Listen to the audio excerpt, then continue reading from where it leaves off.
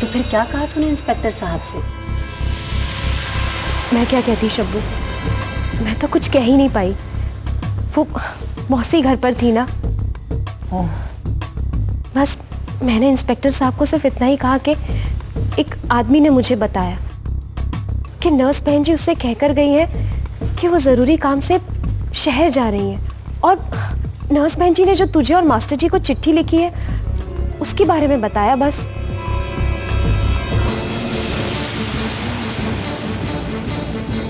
क्या हुआ शब्बू, मैंने कुछ गलत कहा क्या?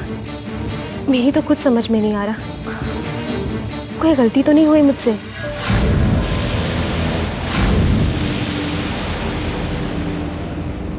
अल्लाह ने चाहा तो सब ठीक होगा कमला। मुझे लगता है हमें पहले मास्टर जी से बात करनी चाहिए।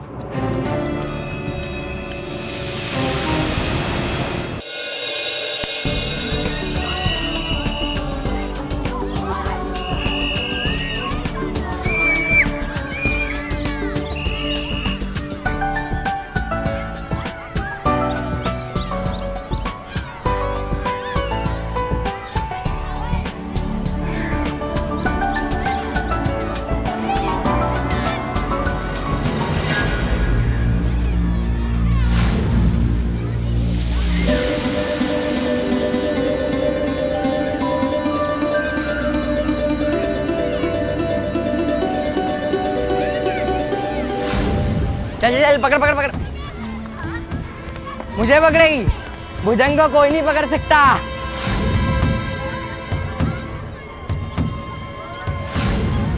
एक मिनट भुजंग, मैं तुझे अभी पकड़ कर दिखाती हूँ। हाँ, तू पकड़ेगी? आजा।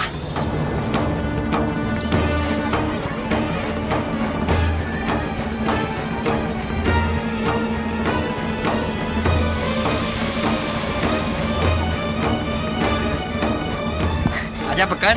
अरे ले, तुझे पकड़ लिया।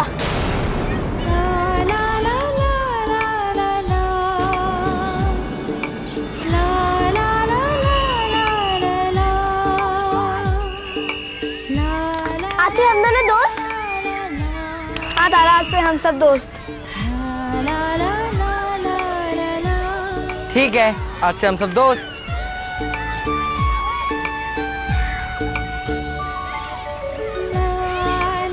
मेरी बेटी स्कूल जरूर जाएगी।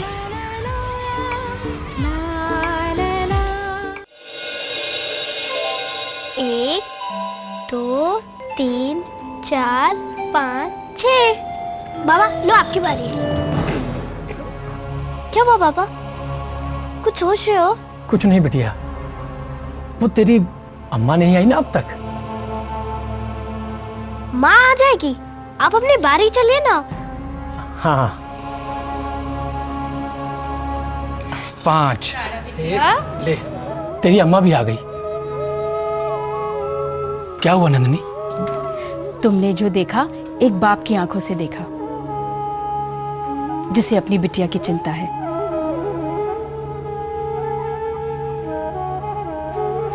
लेकिन तारा के बापू,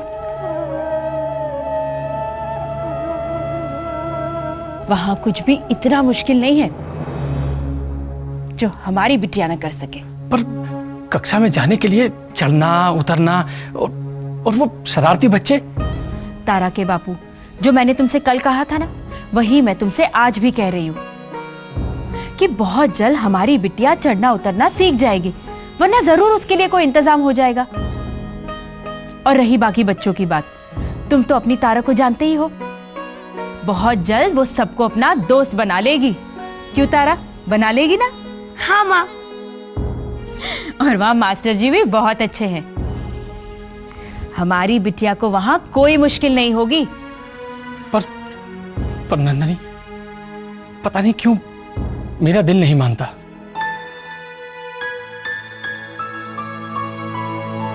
मुझ पे विश्वास करो और अपनी बिटिया पे भरोसा, फिर देखना सब कुछ ठीक हो जाएगा। तू क्या कहती है तारा, स्कूल जाएगी ना? हाँ माँ, मैं स्कूल जरूर जाऊंगी। पापा आप फिक्र मत करो, मैं सब कुछ संभाल लूंगी।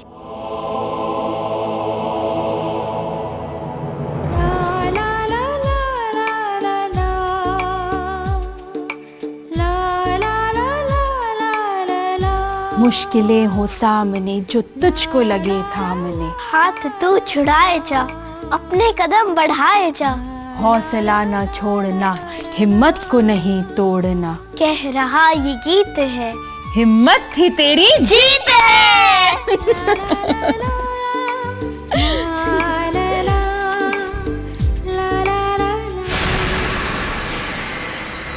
रंगत जी। कुछ लोग न जिंदगी से सीखते हैं और न वक्त से। जीजा, आपने तो कहा था कि वो चुनाव नहीं लड़ेगी और आपके कहने पर ही मैंने उसे मना कर दिया और कांता का नाम ले लिया। चुनाव ना लड़ने के लिए कहा था, घर से बाहर निकालकर जीत उसके थाली में परोसने के लिए नहीं कहा था। मैं कुछ समझा नहीं जीजा। कुछ नहीं समझा।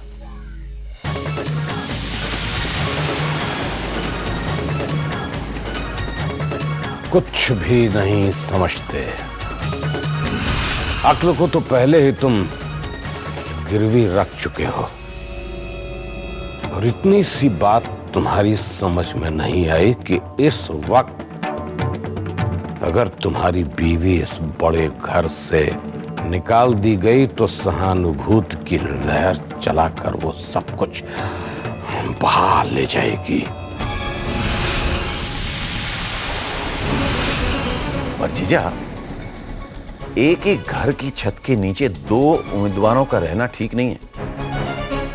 लोगों को कैसे पता चलेगा कि आपका उम्मीदवार कौन सा है? मंगत, हर जख्म का इलाज तलवार नहीं होती। फूलवती चुनाव नहीं लड़ेगी। और अब ये कैसे होगा, इसका फैसला हम करेंगे।